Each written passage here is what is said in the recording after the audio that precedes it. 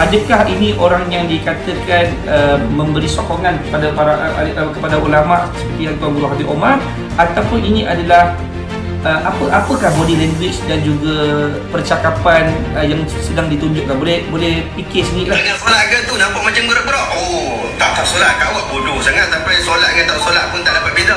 Saya mazhab Habib Umar. Yang risau, bergerak banyak itu adalah mazhab Habib Umar. Pakai hukum akai ke bos, kita mazhab.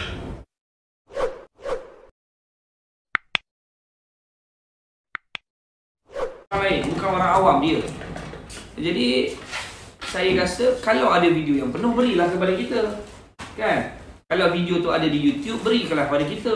Tapi yang saya difahamkan, video-video itu adalah memang dia sendiri potong dan dia letakkan dekat feed. Jadi sebab itu saya ni sebenarnya pada peringkat awal ni sahabat, nak bincang dia. Saya cuba untuk berbincang, untuk aturkan pertemuan. Sebab macam ni, saya nak beritahu kepada saudara Syihab, saya ni orang awam dan saya aktivis. Dan ramai masyarakat di luar sana adalah orang awam. Orang yang kadang-kadang macam saya, yang kurang ilmu, kurang bijak, kurang pandai, tidak mempunyai kefahaman agama yang tinggi, tak belajar sampai ke Mesir, tak belajar sampai ke Al-Azhar, tak ada. Ramai orang awam. Tetapi sebab itu, perkara-perkara yang kalau kita, saya walaupun orang yang tak bijak sahabat, orang yang tak pandai sahabat, saya tahu, saya sebagai pengamal undang-undang, bila saya nak bercakap soal undang-undang, saya akan bercakap dengan orang yang fasih dengan undang-undang. Dan kalau saya bercakap dengan orang awam tentang undang-undang, ataupun saya bercakap tentang soal kerja yang saya sedang lakukan pada saat ini di dalam persatuan saya, kerja-kerja membenteras aktiviti haram, berlawan dengan judi, berlawan dengan alung, berlawan dengan scammer dan sebagainya, maka ini bukan menjadi satu pembualan yang saya boleh buka kepada orang awam untuk join saya. Sebab itu di semboyan Malaysia, kita buka ruang kepada masyarakat untuk join kita untuk isu-isu kebajikan saja. Maksudnya mengajak kepada masyarakat untuk bersama dengan semboyan Malaysia dalam berkaitan kebajikan. Bila mereka datang kepada kita nak join semboyan, nak bersama dengan semboyan, nak sama-sama benteras aktiviti haram, saya tak benarkan. Kenapa saya tidak benarkan? Kerana mereka melihat dalam insiden-insiden video-video saya seolah-olah benda itu mudah. Nampak seolah-olah saya ini untouchable. Maksudnya tidak boleh disentuh, tak boleh ditangkap, tak boleh ni. Sebenarnya hakikatnya saya memahami undang-undang. Sebab itu saya tahu saluran mana yang saya perlu attack, saluran mana yang saya perlu berdiskusi dengan baik, saluran mana yang saya perlu berbincang, saluran mana yang perlu saya beri tekanan kepada pihak berwajib, saluran mana yang perlu saya minta untuk adakan pertuduhan di Jabatan Perguruan Negara. Kita tahu saluran itu dan kita tahu proses untuk sampai kepada apa yang kita nak capai. Sebab itu, kerja-kerja yang kita buat, kita tak simply mengajak orang awam. Sebab itu, saya lihat, sebenarnya saya tak nak respon lah, tapi sebenarnya saya nak respon juga sebab semalam Syihab telah membuat satu statement yang menyatakan satu, yang kalau Abang Yusuf, kalau Yusuf Hazmi hang nak jumpa saya, hang datang hang jumpa saya, kan? Kalau tak silap saya lah ke saya salah kan? Jadi saya kena buka lah video dan takut saya salah. Jadi kita tak nak lah kita pula jadi orang fitnah orang ni. Jadi kalau tak silap saya, ni video ni.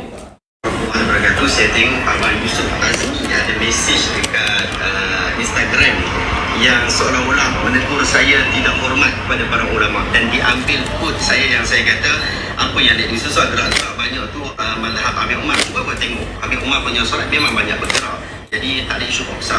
Dan Abang Yusuf Hazmi ni saya pun tak tahu macam mana dia, mungkin dia main suka tengok yang kerak-kerak, dia suka tengok benda yang dekat TikTok ni macam-macam Abang Yusuf Hazmi. Dan kita ambil kat feed dia macam mana kita tengok kat TikTok, kat feed dia. Tujuan dia jahat.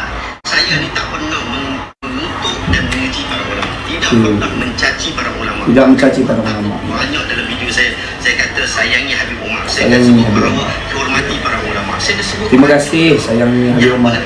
Yang pelik-pelik dia dengan tujuan nak jatuhkan orang ni pasal apa. Dan Abang Yusuf Hazmi, tolonglah jangan percaya sangat dengan hoax ni. Awak selalu nak terjah orang scam dan sebagainya, tapi takkan benda hoax macam ni ataupun benda yang boleh bincang banyak macam ni pun hang boleh apa dia tak faham. Benda ni mudah aja bang. Takkanlah saya yang mengaji dekat Al-Azhar, mengaji dekat Al-Azhar, para ulama, saya tak tahu. Lagi-lagi saya selalu sebut dalam live saya, chat sayangi Habib Umar kerana dia keturunan Nabi. Yang hampa duduk di pening buat video-video brek-brek macam tu masa. Satu lagi ni, Abang Yusuf Azmi. Abang kata mesej kat saya, abang DM kat saya, abang kata abang nak jumpa saya, nak minta nasihat. Tiba-tiba abang suruh saya pergi jumpa abang dekat Wisma Semboyan. Abang kata nak minta nasihat saya. Tiba-tiba saya kena pergi jumpa abang. Pelik sungguh. Lepas tu abang datang, saya duduk dekat gigi, tiba-tiba abang kata kat gigi, saya tak jumpa dalam mesej tu. Tiba-tiba lepas tu direct mesej abang memberikan nasihat kepada saya. Katanya abang nak minta nasihat kepada saya. Tiba-tiba abang pula bagi nasihat kepada saya. Abang, saya tak ada masalah dengan Abang Yusuf Azmi. Saya menyokong Abang Yusuf Azmi. Tak ada masalah. Tetapi janganlah percaya sangat dengan provocation budak-budak kat TikTok, budak-budak kat Instagram ni. Ingat, saya bagi tahu banyak kali, saya tak ada masalah dengan Habib Umar. Saya tak ada masalah. Hari tu kita buat video itu, video reaction dengan maksud kita nak belajar sama-sama. Kalau contoh solat Habib Umar itu bertepatan dengan kita buat sama-sama, kita ikut sama-sama. Pergerakan yang banyak, adakah ia membatalkan solat? Itu boleh dibincangkan, bahkan boleh bincang dalam mazhab Syafi'i rahimahullah. Saya dengar ini satu. Saya ini apa dia sebenarnya yang cuba nak disampaikan ni?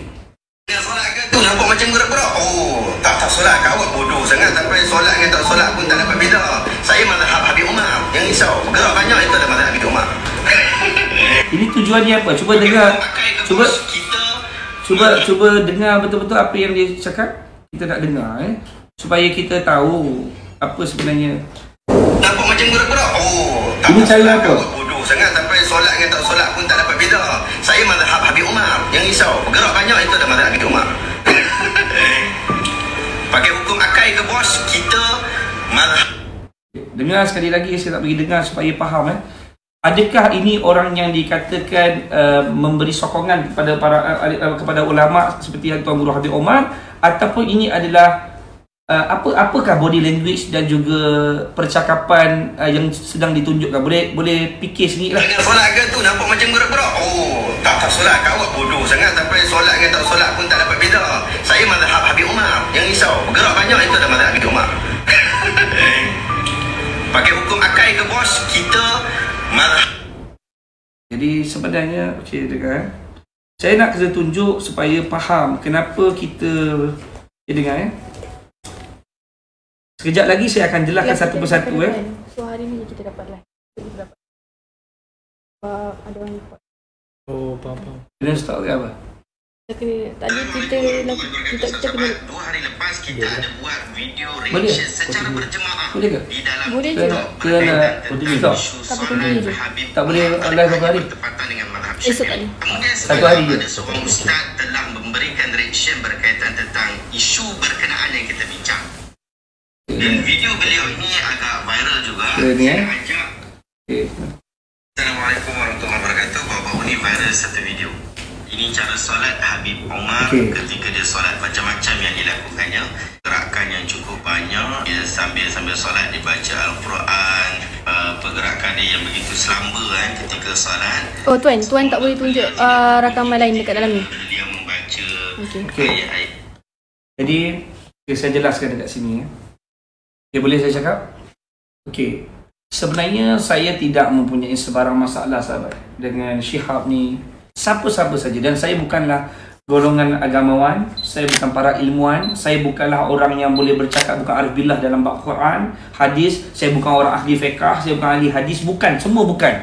Tetapi saya orang awam. Dan saya aktivis. Dan saya orang yang mencintai kepada baginda Nabi SAW. Dan saya adalah orang yang mencintai kepada Ahlul Bait. Saya orang yang nak berkhidmat kepada mereka.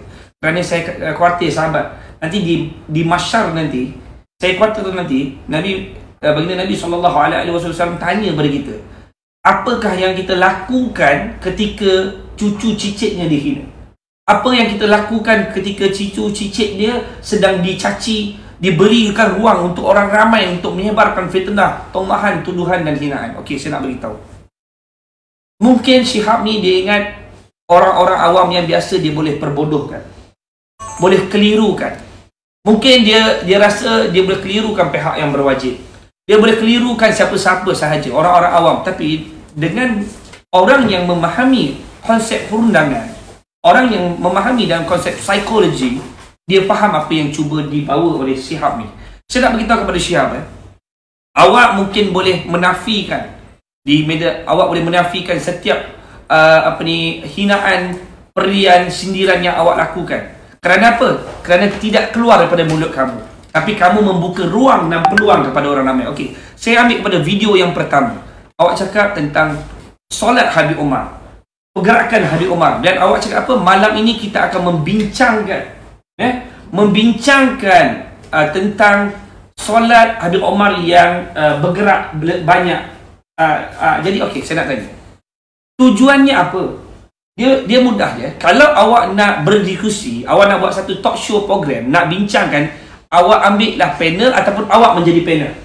Contohnya ada satu host. Okey, malam ni contoh, saya bagi contoh. Okey, malam ini kita akan membincangkan topik hangat pada malam ini. Kita bersama dengan contoh tuan guru atau doktor sekian-sekian malam ini untuk membincangkan, untuk merungkai atau membahaskan atau pandangan yang boleh menyebabkan orang awam tidak terjerumus ataupun orang awam memahami konsep yang sebenar dalam solat yang betul. Awak jemput panel, awak jadi host, ataupun awak jadi panel, awak jemput satu host atau satu lagi orang panel. Tetapi apa yang awak buat adalah awak buka kepada publik untuk bincang dengan isu ini. Sedangkan ini berkaitan dengan Habib Omar daripada guru kita. Saya tak pedulilah kalau kamu orang tak suka sekalipun, tetapi saya adalah orang yang pernah pergi ke Tarim, yang pernah duduk di Tarim sekejap pada bulan Ramadan. Saya orang yang pernah solat lepas maghrib dan tunggu di masjid itu untuk bersama dengan nak duduk dalam jemaah tu, diimamkan oleh Habib Omar, dan saya duduk pada malam itu. Saya tahu macam mana Habib Omar ini orangnya, akhlak yang macam mana. Dan saya kalau tengok, saya rasa teruja dengan sikapnya, dengan sifatnya, dengan akhlaknya. Dan bila kita melihat bukti-bukti yang bahawa dia adalah orang baik, orang alim bagi saya, orang alim. Dan saya rasa orang yang saya lihat adalah orang yang sangat merendah diri, orang yang sangat tawaduk, orang yang meraihkan orang. Bagaimana saya boleh membenarkan ada masyarakat di negara kita, satu orang awam membincangkan satu benda yang tidak perlu dibincangkan kepada orang awam. Jadi saya balik kepada cerita saya tadi. Jadi kenapa awak kena buka peluang untuk bincang dan bahas ini di publik? Maksudnya di publik, kenapa? Melainkan awak jemput panel 1, panel 2, awak jadi host, atau awak jadi boleh memahami. Kalau nak berdialoglah dengan orang yang arifillah. Tapi sekarang ni awak buka peluang kepada publik untuk komen. Bila awak buka peluang kepada orang publik untuk komen, apa sebenarnya tujuan awak? Tujuan awak nak menyebarkan untuk orang menjadi tempat platform awak untuk mengata, menghina, menyindir. Tujuannya untuk apa? Jadi ini yang sebenarnya yang membuatkan saya nak berjumpa, nak berbincang untuk hentikan perkara ini supaya tidak lagi berterusan. Dan bila saya DM awak dan sebagainya, maka awak, okeylah, kenapa saya jadi marah? Ada video yang terbaru. Video yang terbaru pula awak keluarkan yang di mana mazhab Habib Omar. Habib Omar manalah ada mazhab. Dan kita tahu kita semua ikut mazhab Imam Syafi'i.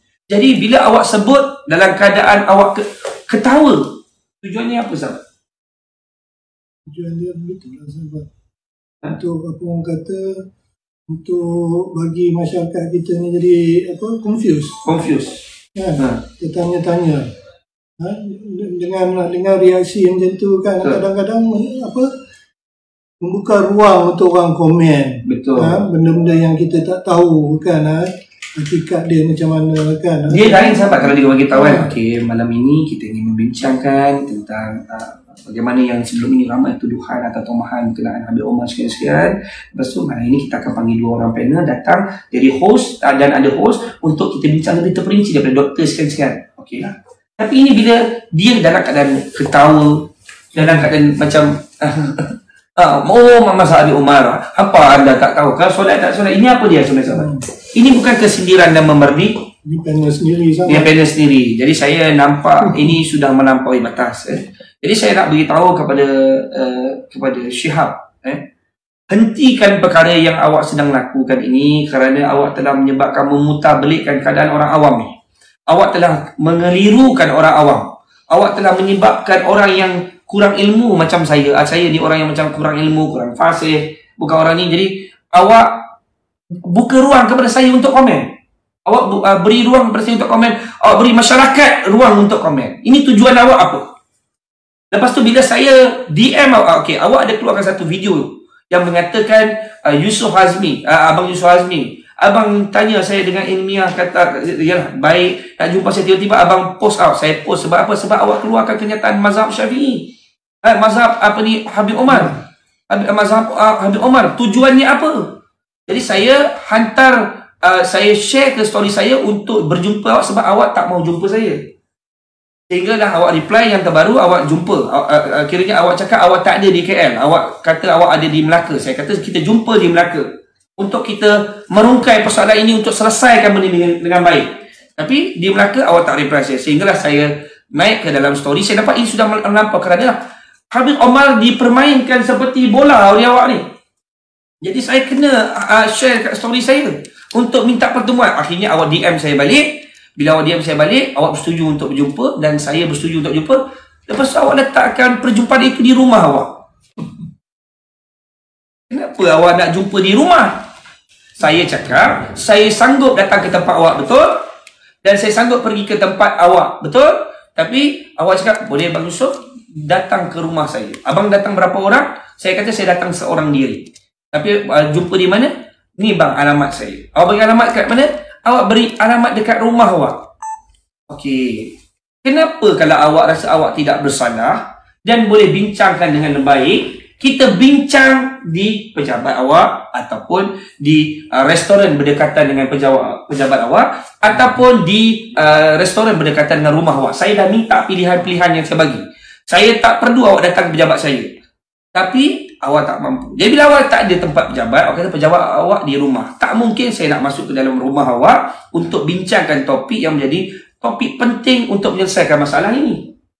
Kalau di pejabat awak, tempat official punya place.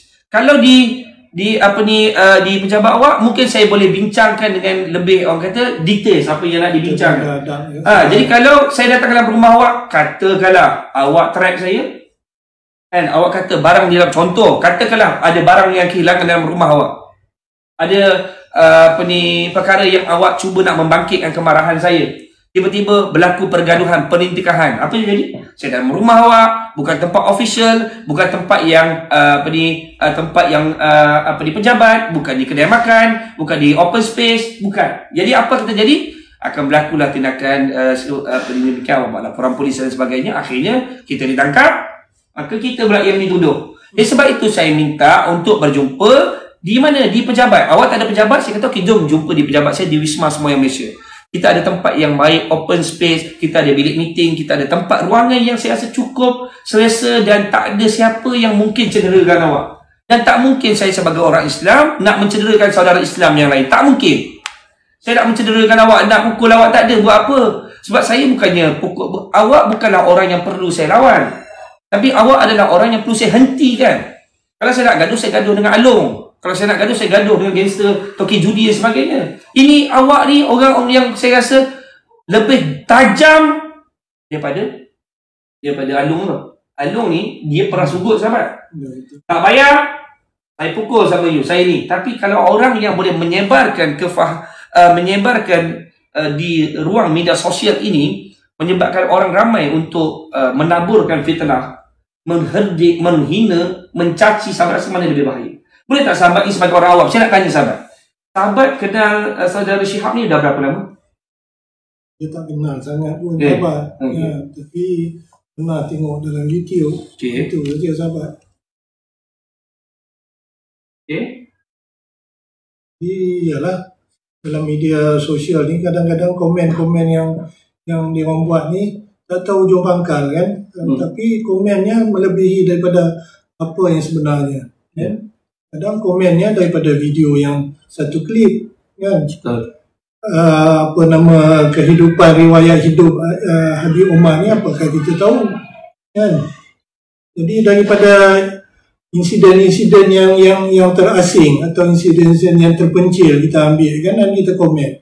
Padahal hakikatnya kita tak tahu daripada A sampai Z. Sahabat. Saya nak tanya sahabat sebagai orang awam, Kalau sahabat nak cari ilmu agama, sahabat akan cari guru agama, betul? Betul. Okey.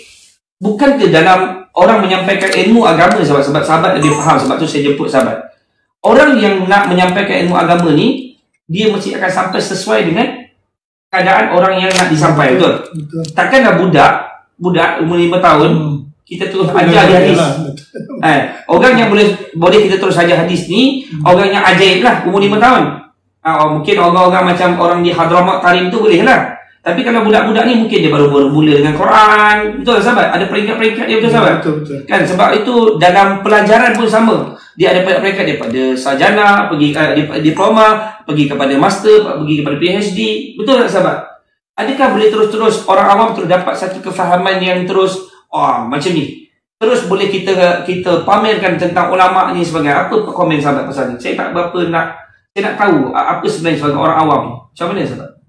Dia kalau buat macam tu menambahkan apa orang kata orang jadi lebih confused lah sahabat kan.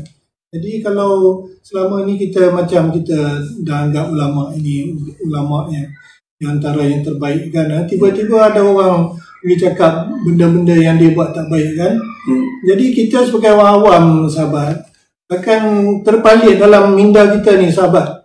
Betul ke dia ni kan apa nama ni buat benda-benda macam ni kan, padahal kalau kita nak kaji betul-betul kan mesti tengok full video sahabat. Betul. Kalau video yang sekerat-sekerat ni, kalau saya tengok kali pertama video yang sahabat tunjuk kan saya punya dalam fikiran saya ini bukan dia solat, dia datang tu nak orang kata nak sedia untuk solat diri, mungkin nak kaji balik ayat-ayat apa yang dia nak baca dalam Quran dalam solat dia kan, dan kita interpret melalui angle yang lain. Dia kata dia solat macam ni kan, saya kurang nak boleh terima lah sahabat kalau saya tak tahu. Sahabat rasa cara dia kurang ajar tak kurang ajar kalau tentang ulama? Dah tentulah sahabat, sebab kita ni ini ulama antara ulama yang terbesar sahabat kan? Ulama yang banyak jasa dia sahabat kan, tiba-tiba kita pergi buat macam ni kan, tak patut lah sahabat kan? Kita tak boleh buat benda macam ni, walaupun kalau ada benda-benda yang betul dia buat tak kena ke apa kan, kita tak boleh sebarkan sahabat kan. Itu aib. Kalau ada aib sahabat, betul. Kalau kita nak buka aib kan, Allahu Akbar sahabat, aib kita tu lagi banyak sahabat. Sahabat, saya di persatuan pun ada kes-kes yang hari-hari ada kes. Hari-hari ada kes Kalau kita lihat, kita tidak selalu kita buat live sekarang. Kita tak selalu kita akan keluar konten dekat YouTube. Kenapa? Ada kes yang kita sebarkan kepada publik kerana dia menyebabkan orang ramai. Contohnya, satu orang ni telah menipu 1000 orang. Kalau kita tak pamerkan dia punya kegiatan, maka kita akan bermasalah. Itu pun kita tutup wajah dia. Betul? Kawan, kita tutup wajah dia, tak nak memperlihat wajah dia. Boleh nampak sama-sama saja. Yalah. Ini kan secara terang-terangan kita letak secara terbuka Habib Omar punya wajah, dengan sebenarnya kita mencari, saya nampak dia lebih mencari-cari kesalahan. Sedap macam sahabat sebut tadi. Boleh jadi dia sedang buat persiapan. Okey, katalah dia tengah sebelum masuk soft buka Quran ke, tengah tengok Quran melalui handphone, kemungkinan mata ni kurang jelas. Biasanya pakai Quran, tapi hari tu kena pakai handphone. Sebab saya pernah pergi ke Terim. Habib Omar kalau solat, dia ada satu Quran yang besar di depannya. Dan satu malam, 3 rakaat termasuk witir, tarawih di Terim, Habib Omar akan baca lebih kurang dalam 2 juz. 2 juz saya sabar. Itu hanya di dalam satu masjid. Dan dia berpusing-pusing sehingga kepada subuh, barulah berhenti. Dan saya difahamkan solat hampir 100 rakaat yang saya difahamkan lah. Jadi saya yang ikut 23 rakaat pun sahabat dah bengkok lah. Jadi macam mana seorang sosok yang kita anggap orang yang menjadi guru kita, seperti bapa kita, seperti menunjukkan tunjuk jalan pada kita, yang menunjukkan kita perbuatan yang baik, menjadi orang yang kita cintai, tiba-tiba dia kena kata macam mak ayah kita sahabat. Kalau mak ayah kita kena kutuk sahabat, mak ayah kita punya maslahat dibincang kepada publik sahabat, apa perasaan kita sahabat? Sedangkan kita lihat sendiri ketika Habib Omar, saya pergi ke di hotel di Palma, ada buat baru-baru ni, orang-orang yang bertanya soalan kepada dia, ada yang golongan transgender, ada yang tanya soalan yang datang daripada dunia yang berbeza, tetapi Habib Omar menjawab dengan khidmah, sahabat. Maksudnya Tuan Guru Habib Omar ni, dia tidak menjawab secara okey, engkau ni transgender ni memang confirm masuk neraka, contoh.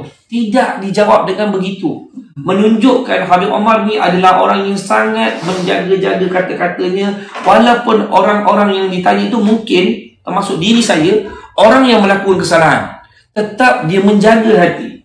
Dia orang kata bercakap dengan hikmah. Sebab itu bila perbualan tentang Habib Omar yang dicakap kepada publik, dia sebenarnya menyakitkan kita. Jadi sebenarnya saya memang beri amaran sahabat kepada Syihab ini supaya carilah topik yang lain. Berilah pendedahan yang baik kepada masyarakat. Bincanglah cara tertib-tertib yang terbaik. Bukan mengambil sosok individu ini untuk dibincangkan. Bukan ambil ulama ini dibincangkan. Jangan ambil Yusuf Hazmi dibincang berbalik. Jangan ambil ustaz ni dibincang. Untuk apa? Kalau nak berbahas untuk gerbang ilmu yang lebih besar, boleh. Tapi berbincanglah dengan orang yang arif. Orang arif berjumpa dengan orang arif. Kalau awak orang arif, jumpa dengan orang yang arif. Bukannya berdebat dengan orang awam. Sekarang ni awak buka ruang kepada orang awam untuk masuk dalam dunia debat ini. Jadi bagi saya itu adalah satu perbuatan yang kurang sopan. Dan saya rasa kurang hajar. Dan benda ini perlu dihentikan dengan segera. Dan saya nak dengan segera mungkin kita buka ruang. Ni pejabat Wisma Semboyan Malaysia datang sini, kita berbincang secara tertutup dan kita selesaikan perkara ini dengan baik. Kerana apa? Saya difahamkan ramai sangat masyarakat sedang marah. Dan kita khawatir ada perkara-perkara yang tidak ada ingin berlaku. Kita khawatir, dah ada juga kita tengok video-video yang orang ambil dia ketika dia berada di surau. Ada kadang-kadang anak dia ada di sebelah. Anak nanti benda-benda ini yang kita dah risau. Benda ini akan menjadi pasal dia macam ni. Bukan pengikut Habib Omar fanatik atau so, bukan. Tapi kadang-kadang orang awam yang baru nak dekati Islam, contohnya sahabat, baru keluar penjara, baru lepas buat jenayah sebagainya, baru keluar penjara, terkesan nak bantu, nak jaga ulama sebagainya. Mereka-mereka ini yang akan mengambil tindakan yang tersendiri. Ini yang menjadi khawatir saya tentang perkara ini. Jadi sebab itu sahabat, cuma saya nak tanya kepada sahabat lah, apakah sebenarnya sahabat ni orang yang saya kira orang yang lebih banyak pengalaman melalui proses-proses hidup ni. Kepada orang muda macam Syihab ni, sebenarnya apa yang sebenarnya boleh diberi nasihat kepada dia? Mungkin saya ni tak layak nak nasihat dia, tapi sahabat mungkin orang yang lebih tua. Kita cerita orang yang lebih tua, yang lebih berpengalaman. Maksudnya kalau naik ke usia ni, orang yang berpengalaman, apa sebenarnya perlu dilakukan kepada orang yang berilmu macam dia ni? Sebab saya dengar dia belajar sampai di Mesir, di Al-Azhar. Jadi saya difahamkanlah, sebab ketika anak saya singgah di Mesir, dapatlah pergi ke dalam satu maulid yang di mana dianjurkan dipimpin oleh Habib Ali Al-Jufri di Mesir. Anak saya ada keluar sekejap. Saya tengok akhlak mereka yang duduk dengan akhlak baik ni luar biasa baiknya sahabat. Meraihkan, tak kenal pun anak saya, tapi raihkan anak saya dekat sana, orang luar. Takkanlah belajar kat Al-Azhar sahabat, kan? Macam ni perangainya, maksudnya tak adalah, maksud saya tak kena dengan ilmu, dengan adab dia tu berbeza lah. Apa sebenarnya sahabat? Saya beginilah sahabat kan. Saya tak sukalah kalau orang kata benda isu ni jadi satu lagaan sahabat. Ya betul. Orang ni hentam orang ni, kan? Orang ni kata orang ni, kan? Jadi bila jadi begitu sahabat, contohnya macam apa orang kata, kita kata benda-benda yang tak baik pada ulama kita. Betul. Kan? Padahal ulama kita ni, itulah apa nama tempat untuk kita menimba ilmu, salah satu cara dia, kan. Jadi kalau macam sahabat katalah, kalau kita yang baru-baru mula ni, kita kali pertama mungkin kita buka apa nama social media ni, itulah keluar dalam algoritma tu Habib Umar bagi ceramah ke apa. dan kita jadi ikutannya. Tiba-tiba ada satu hamba Allah ni mengatakan Habib Umar ni pula tak betul kan. Ini akan menambahkan kita punya apa orang kata confuse lah dalam kepala kita sahabat, terutama kita yang baru-baru nak belajar lah sahabat. Itu saja sahabat saya. Dia beri keliru pada orang awam. Betul. Itulah saya nak beritahu kepada Syihab ni supaya hari ini saya masih membuka ruang untuk berjumpa. Tapi bukanlah dekat rumah awak. Janganlah jadi macam kanak-kanak. Nak jumpa kat rumah pasal apa? Ni bukan hari raya. Kan nak jemput saya pergi hari raya haji. Jumpalah secara ni. Dan jumpa tujuannya apa? Just untuk berdamai. Saya okey. Tapi jangan buat benda ini menjadi kekeliruan lagi pada publik. Kalau apa yang takkanlah kita nak bincang isu ni dekat YouTube. Dia kata, bang boleh tak? Dia ada hantar mesej kat saya. Bang boleh tak kita selesaikan benda ini melalui YouTube? Maksudnya di channel YouTube lah. 10 minit dia bercakap, 10 minit saya bercakap, 10 minit dia bercakap, 10 minit macam itulah. Sampailah kepada penggulungan dia 5 minit, saya 5 minit. Debat lah tu. Debat lah. Jadi saya cakap lagi, kalau nak debat, saya mana ngerti perdebatan pasal ni.